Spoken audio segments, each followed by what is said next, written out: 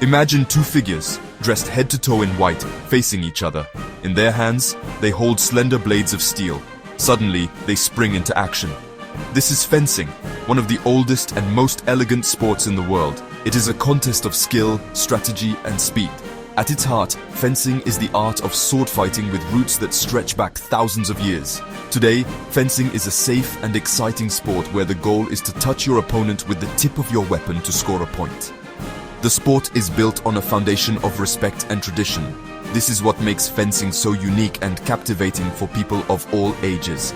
Fencing is a sport that challenges the entire person, both mentally and physically. It builds confidence, discipline, and focus.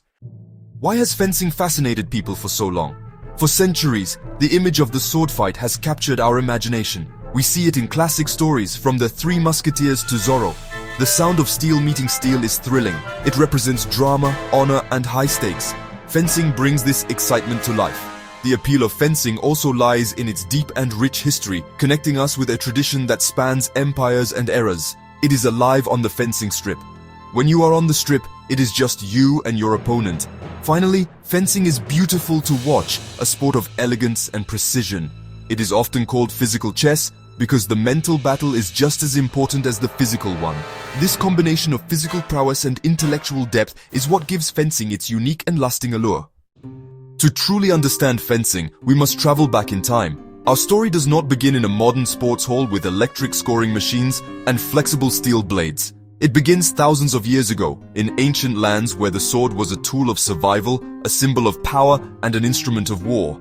The first whispers of fencing can be found in the ancient civilizations that lined the Nile River. Carvings on the walls of temples in Egypt, dating back to around 1190 BC, show us something remarkably familiar. They depict organized sword fighting competitions, complete with judges, audiences, and even protective gear on the fighters' hands. These ancient contests were more than just brutal brawls. The carvings suggest that there were rules and techniques being practiced. The fighters used specific stances and held their weapons in a controlled manner, indicating that this was a form of training or sport, not just a chaotic fight to the death. This tells us that from very early on, humans were not just interested in how to use a sword to win a battle, but also in the art and skill of swordplay itself. They sought to master the blade, to turn its use into a refined discipline. This is the very seed from which the entire history of fencing would eventually grow. From Egypt, our journey takes us to the classical worlds of ancient Greece and Rome. In these powerful empires, the sword was central to military life. Roman legionaries were rigorously trained in the use of their short sword, the gladius. They practiced against wooden posts and with dummy weapons, learning efficiency of movement and deadly precision. While their goal was battlefield effectiveness, this systematic training laid another important stone in the foundation of fencing. It emphasized discipline, repetitive practice, and the mastery of a set of core techniques, principles that are still at the very heart of fencing instruction today. This documentary will guide you along this incredible timeline. We will act as your historical guide, exploring how the simple act of fighting with a sword evolved into the sophisticated sport we know today. We will leave the ancient world and travel through the dark and Middle Ages, where knights clashed in heavy armor. We will visit the dazzling courts of Renaissance Europe, where the duel of honor became a deadly fashion, and the first great fencing masters wrote their legendary manuals. We will witness the transformation of the sword from a weapon of war into a gentleman's accessory, and finally, into an instrument of sport. This is the story of fencing. Before we begin, let's understand the tools of the modern fencer's trade. In Olympic fencing, there are three weapons: foil, épée, and sabre. The foil is a light thrusting weapon with a specific target area and right-of-way rules, making it strategic. The épée, the heaviest, evolved from the dueling rapier. It targets the entire body and lacks right-of-way, rewarding patience and timing. Finally, the sabre, descended from the cavalry sword, is for cutting and thrusting. It targets the upper body and uses right-of-way, resulting in fast, aggressive bouts. Our journey into the history of the sword begins in ancient Egypt. Carvings at Medinet Habu, created around 1190 BC, depict a fencing competition. The figures are engaged in an organized sport. The swords have covered tips, and the free hands are covered with a guard and faces shielded by a primitive mask. It was a contest of skill, held before spectators and overseen by officials. This shows that fencing as a controlled practice separate from war is truly ancient. It shows a deep human desire to perfect the art of fighting, to turn brute force into a display of grace, strategy, and skill. These ancient echoes are the very first chapter in our story. From the sands of Egypt, our story travels across the Mediterranean Sea to the rocky shores of ancient Greece. The Greeks are famous for their philosophers, their architecture, and for giving the world the Olympic Games. They celebrated the human body and the spirit of competition. While sword fighting was not a part of their ancient Olympics, it was a fundamental skill for every citizen soldier, especially in city-states like Sparta and Athens. The Greek hoplite, with his large shield and spear, also carried a short, leaf-shaped sword called a xiphos. This was his weapon for the terrifying, close-quarters combat that happened after the lines of spears had clashed. Training in the use of the sword was therefore a critical part of a young Greek's education. They practiced in gymnasiums, the same places where they trained for wrestling, running, and discus throwing. This environment blended military training with the broader Greek ideal of physical excellence.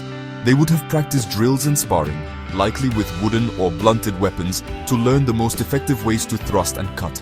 This training, known as hoplomachia, was not just about learning to kill. It was about discipline, rhythm, and control. It was about preparing the body and mind to act with precision under the immense pressure of battle. The Greeks also wrote about the art of combat. While we do not have fencing manuals from this period in the way we do from the Renaissance, their philosophers and historians understood its importance. They recognized that a well-trained soldier was more valuable than a brute with a weapon. The emphasis was on tactics, on working as a unit, and on the individual skill that allowed a soldier to protect himself and defeat his enemy. This focus on the intellectual side of fighting, on strategy over pure strength, is another crucial step towards the development of fencing as a physical chess match, a concept that would blossom centuries later. In the Greek world, the sword was a symbol of a citizen's duty and his freedom. To be able to wield one effectively was part of what it meant to be a full member of society, ready to defend your city. This connection between sword skill, personal responsibility, and civic virtue elevated swordplay beyond mere butchery. It was seen as a necessary and honorable art. This Greek ideal, which combined the warrior with the athlete and the thinker, helped to shape the cultural perception of swordsmanship, laying a philosophical foundation for the noble art that fencing would one day become. Our journey now takes us to the most formidable military power of the ancient world, Rome. The Roman Empire was built and maintained by its legendary legions, and the heart of the legionaries' training was the sword. The Romans were masters of efficiency and standardization, and they applied these principles to the art of combat. The primary Roman sword, the gladius, was a short, brutally effective stabbing weapon. It was designed for close-in fighting, to be used from behind the wall of shields that was the Roman scutum. Roman soldiers were not trained to be flashy duelists. They were trained to be ruthlessly efficient killers who worked as part of a terrifyingly effective team. The training of a Roman recruit was relentless and systematic. The historian Vegetius, writing in the late Roman Empire, gives us a detailed account of their methods. Recruits began their training with a wooden sword, called a rudis, that was deliberately made twice as heavy as a real gladius. They practiced against a thick wooden stake, the palos, driven into the ground. They were taught to thrust, not to slash. A thrust was quicker, exposed less of the body, and was far more lethal than a cut. They would practice these movements thousands upon thousands of times, building muscle memory until the perfect, efficient stab was second nature. This rigorous, repetitive training is a direct ancestor of modern fencing practice. The use of a heavier training weapon to build strength, the focus on a single target to perfect technique, and the endless repetition of basic movements are all principles that a modern fencing coach would recognize. The Romans understood that mastery came from discipline and dedication. They did not just give a man a sword and send him to battle. They forged him into a weapon himself, conditioning his body and mind through a structured and demanding regimen. This systematic approach to teaching swordsmanship was one of Rome's greatest contributions to the history of fencing. Furthermore, the Romans had specialized instructors within the army, known as doctores armorum. These were master swordsmen, often veteran soldiers, who were responsible for training the recruits and keeping the skills of the experienced legionaries sharp. They would have overseen the sparring and drills, correcting form and instilling the harsh discipline of the legion. This creation of a formal role for a weapons instructor is another key development. It represents the formalization of teaching the art of the sword, creating a direct lineage that would eventually lead to the fencing masters of the Renaissance and the professional coaches of today. While the Roman legions perfected the sword for war, Another group of fighters perfected it for spectacle, the gladiators. In the massive amphitheaters of the empire, like the Colosseum in Rome, gladiators fought for the entertainment of the masses. These fights were often to the death, but they were not the chaotic brawls that are sometimes imagined. Gladiatorial combat was a highly regulated and skillful affair, a deadly form of entertainment that had its own rules, stars, and training schools. The gladiators were professional fighters, and their lives depended on their mastery of their specific weapons and fighting styles. The training schools for gladiators, known as a ludus, were intense and brutal environments. Here, under the command of a manager called a lanista, gladiators lived and trained. They were taught by specialized instructors, often retired gladiators themselves, who were experts in particular types of combat. There were many different classes of gladiator, each with a specific set of arms and armor, such as the retiarius, with his net and trident, or the secutor, who was armed with a gladius and a large helmet. These matchups were deliberately designed to be interesting, pitting different styles and equipment against each other, creating a deadly tactical puzzle for the fighters to solve. This focus on individual matchups and specialized styles is another fascinating parallel to modern fencing. Just as a foil fencer uses different tactics against an aggressive opponent versus a defensive one, a gladiator had to understand the strengths and weaknesses of his own equipment and that of his adversary. They practiced endlessly, learning footwork, timing, and the specific techniques that would give them an edge. The crowd did not just want to see blood, they wanted to see skill. A skilled gladiator who fought with courage and technique could become a celebrity, adored by the public, even if he was a slave or a prisoner of war. When a gladiator retired, if he was lucky enough to survive, he was sometimes awarded a wooden practice sword, the rudis, as a symbol of his freedom and discharge from service. This same wooden sword was used for training, linking the beginning of a gladiator's journey with its successful end. While the arena was a place of death and brutality, it also showcased swordsmanship as a highly refined and specialized art form. It demonstrated that one-on-one combat had a powerful hold on the public imagination, not just as a part of war, but as a spectacle of individual skill, courage, and strategy. A spectacle that fencing continues to provide today, albeit without the mortal danger. As the Roman Empire slowly crumbled and the ancient world gave way to the Dark Ages, the direct lineage of the gladiatorial schools and the legions' training grounds faded. However, the foundations they had laid for the art of the sword were permanent. The ancient civilizations of Egypt, Greece, and Rome had established the core concepts that would define fencing for all of history. They had separated the practice of swordplay from the heat of battle, turning it into a discipline that could be studied, practiced, and perfected. This was the most important step of all, the birth of the idea of swordsmanship. From Egypt, we inherited the very concept of a sporting contest with swords, complete with protective gear and judges. This showed that the art of the blade could be a form of athletic expression and competition. From Greece, we inherited the ideal of the warrior athlete, a person who trained their mind as well as their body and who saw skill with a weapon as a sign of virtue and responsibility. They connected swordsmanship to a broader culture of physical and intellectual excellence, giving it a nobility that went beyond simple violence. This philosophical underpinning would be crucial to its survival and development as a respected art. From Rome, we inherited the most practical legacy, the importance of systematic training. The Roman emphasis on endless drills, specialized instructors, and the perfection of efficient technique created a blueprint for how to teach someone to fight effectively. The palus used by the legionary and the ludus of the gladiator were the world's first true fencing schools. They proved that mastery of the sword was not an innate talent, but a skill that could be forged through discipline, repetition, and expert instruction. This methodical approach to teaching would be rediscovered and refined centuries later in the great fencing schools of Europe. This ancient legacy created a deep and sturdy foundation upon which the rest of fencing history would be built. The sword itself would change, evolving from the short gladius to the long swords of medieval knights and the slender rapiers of Renaissance duelists. The reasons for fighting would change, from battlefield survival to the defense of personal honor. But the fundamental principles established in the ancient world would endure. The idea of fencing as a sport, as a noble art, and as a disciplined science had been born. The stage was now set for the next act in our story, the age of chivalry, castles, and the clash of knightly steel. As the Roman Empire faded, Europe entered the Middle Ages. For a knight, his sword was a personal symbol of status and power. These long, heavy, double-edged swords were effective against mail and plate armor. The sword became entwined with knighthood and chivalry. The cross shape was a Christian symbol, reminding knights of their duty. The accolade, done with a sword, bound knights to the code of chivalry. Training was essential, teaching knights to fight on foot and horseback. The sword became the weapon of the elite, the hero of stories like King Arthur. The sword had a spirit, a history, and a destiny. In the Middle Ages, trial by combat was a legal duel to determine guilt or innocence when evidence was lacking. The belief was that God would grant victory to the truthful, making the duel a test of both faith and skill. Combatants swore oaths, fought under strict rules, and the outcome decided their fate. Victory meant vindication, defeat meant disgrace or worse. This practice elevated swordsmanship, tying it to justice and honor, and made mastery of the sword a necessity for nobles. As legal systems evolved and the church objected, trial by combat faded, but its legacy shaped the culture of dueling and personal honor.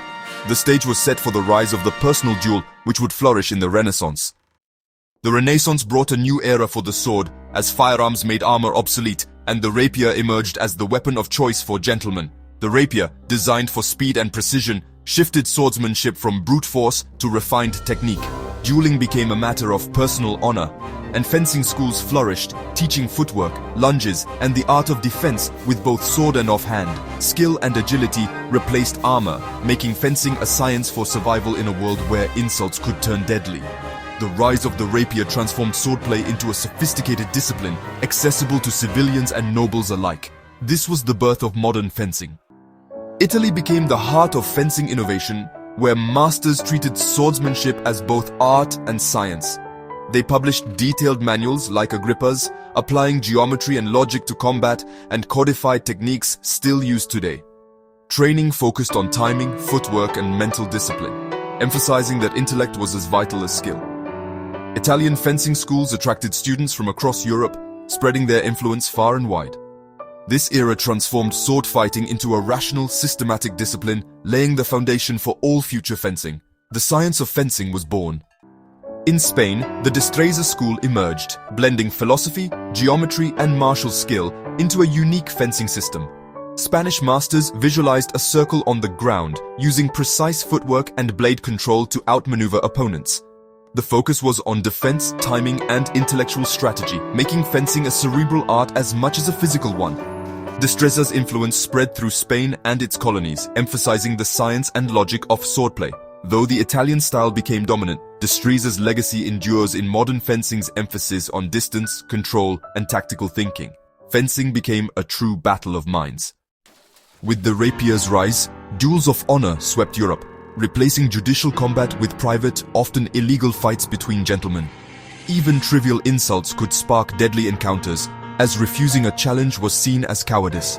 Duels were fought in secret, with seconds present, and often ended in bloodshed or death. This culture demanded mastery of the sword, making fencing schools essential for survival and social standing. The constant threat of dueling drove technical innovation and elevated fencing to an art of life and death. The duel of honor cemented the sword's place as the ultimate symbol of a gentleman's worth. In the 17th and 18th centuries, the fencing world shifted to France. The French refined fencing into an elegant and influential form. The lighter, faster smallsword emerged. This weapon birthed the French school of fencing and ultimately the modern sport. Designed for thrusting, its lightness allowed subtle movements with fingers and wrist. French masters emphasized agility and reflexes. The French perfected footwork still used today, including the lunge and en-garde position. The French style added grace to Italian effectiveness and Spanish control. The French style became dominant across Europe. Fencing evolved from deadly combat to a sophisticated sport. As fencing became more refined, a critical problem emerged. How could one practice this dangerous art safely? The French developed a revolutionary piece of training equipment, the foil. The foil was a light, flexible weapon with a blunted tip, designed to mimic the handling of a small sword, but without the lethal danger. The invention of the foil changed everything.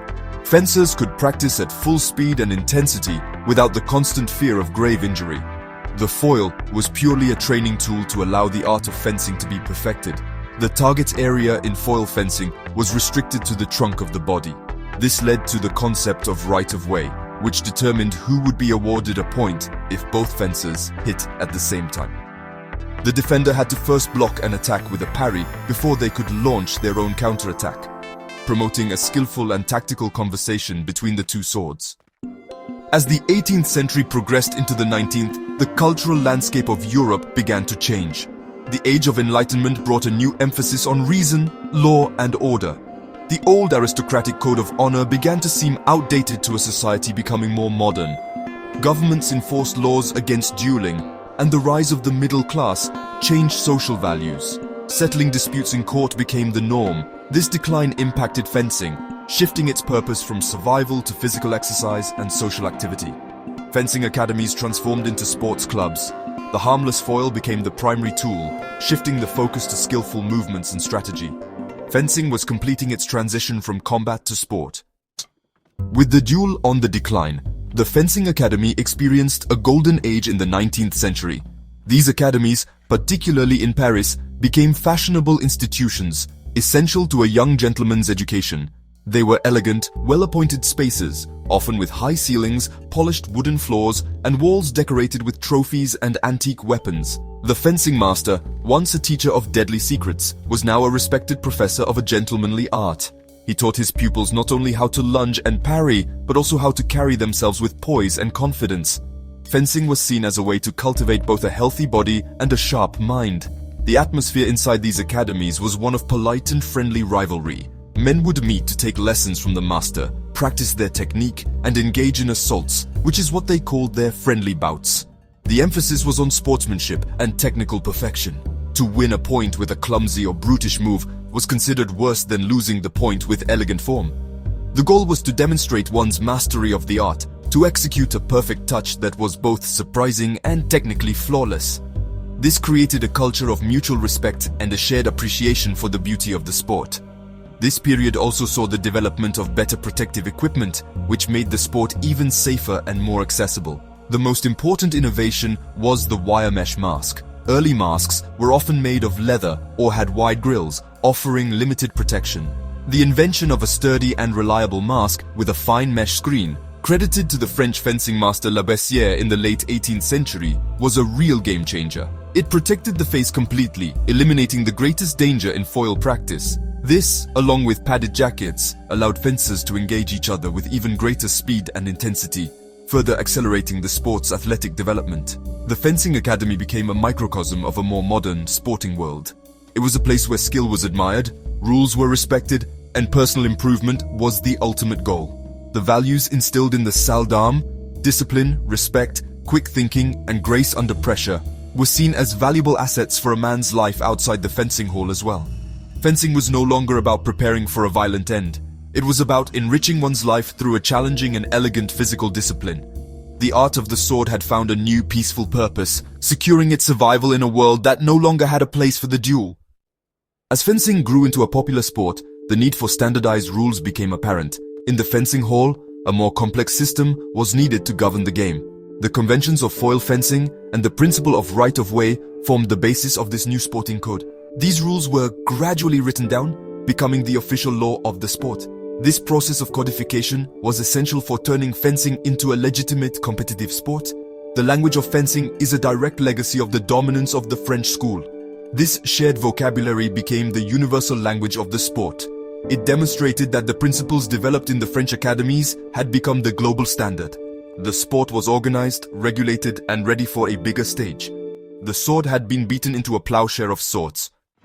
By the dawn of the 20th century, fencing had firmly established its place as more than just a sport. It was considered an essential part of a well-rounded education. In an era before widespread public gyms and team sports, fencing offered a unique combination of physical, mental, and moral training.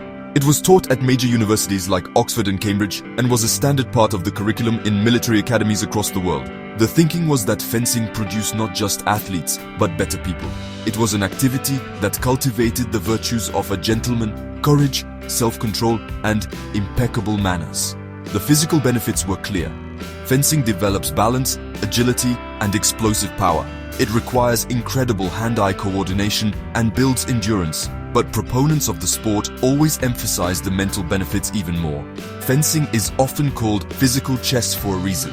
A fencer must learn to analyze their opponent, recognize patterns, set traps, and make split-second decisions under intense pressure. This was seen as excellent training for the mind, developing skills in logic, strategy, and problem-solving that could be applied to any field of life, from the military battlefield to the corporate boardroom. Furthermore, the etiquette of fencing was seen as a vital part of its educational value. The traditions of saluting one's opponent, the referee, and the audience before and after every bout instilled a deep sense of respect and sportsmanship. Fencers were taught to be gracious in victory and dignified in defeat. Arguing with the referee or showing disrespect to an opponent was considered a serious breach of conduct. This code of behavior reinforced the idea that fencing was a noble pursuit, a contest between two honorable individuals, not a brawl between two enemies. This emphasis on courtesy and fair play was a core part of its appeal. This perception of fencing as a virtuous and educational activity was the final step in its journey from the battlefield to the sporting arena. It had shed its association with bloodshed and illegal duels and had been reborn as a positive force for personal development. It was seen as the perfect activity to shape the character of young men, making them strong, smart, and honorable. This sterling reputation was what allowed fencing to be chosen as one of the very few sports to be included in the first modern Olympic Games in 1896, marking the ultimate recognition of its successful transformation into a modern global sport. By the late 19th century, foil dominated fencing. Some fencers felt its rules had drifted too far from a real duel. This desire for realism led to the épée. The épée, French for sword, was designed as a sporting descendant of the dueling smallsword. The most significant difference was in the rules. There was no right of way. If you get hit, you get hit. Simultaneous hits resulted in a double touch, awarding a point to both fencers. The entire body was a valid target. The épée bout became a tense, psychological battle. It quickly gained a passionate following for its gritty realism. The épée completed the trio of weapons, a distinct and challenging discipline. While the foil and the épée evolved from the civilian tradition, the third weapon of modern fencing, the sabre, comes from a very different lineage. Its ancestor is the curved cutting sword of the cavalry soldier.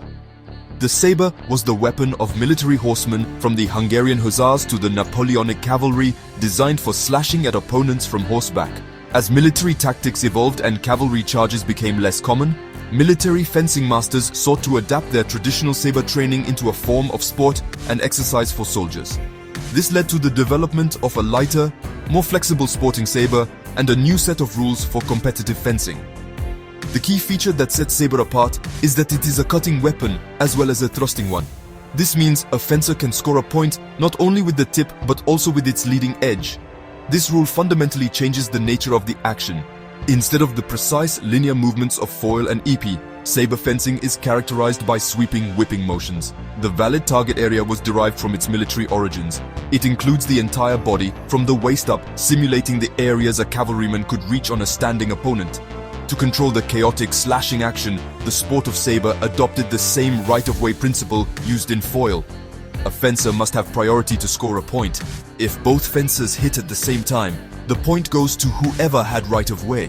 However, because a valid touch can be scored with a light cut rather than a precise thrust with the point, the action in saber is incredibly fast.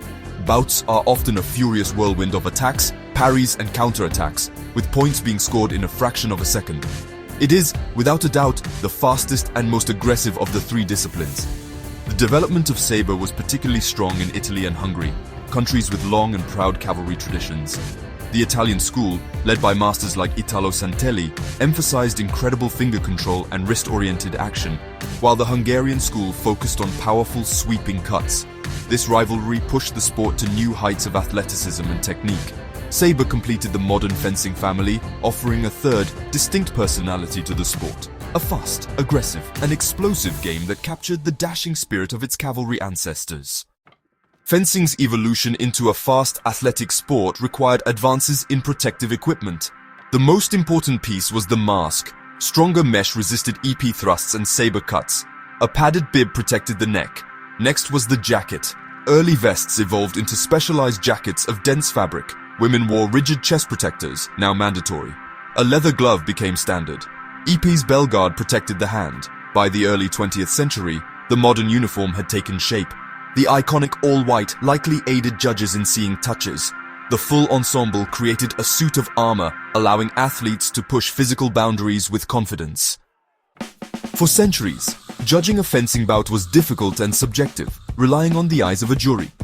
Disputes were common, and the accuracy of judging was always in question.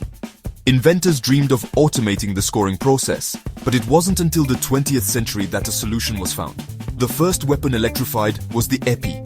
In the 1930s, a system was perfected using a spring-loaded button at the tip of the blade. When pressed with enough force, it completed a circuit, triggering a light and buzzer. This brought objectivity to épée fencing.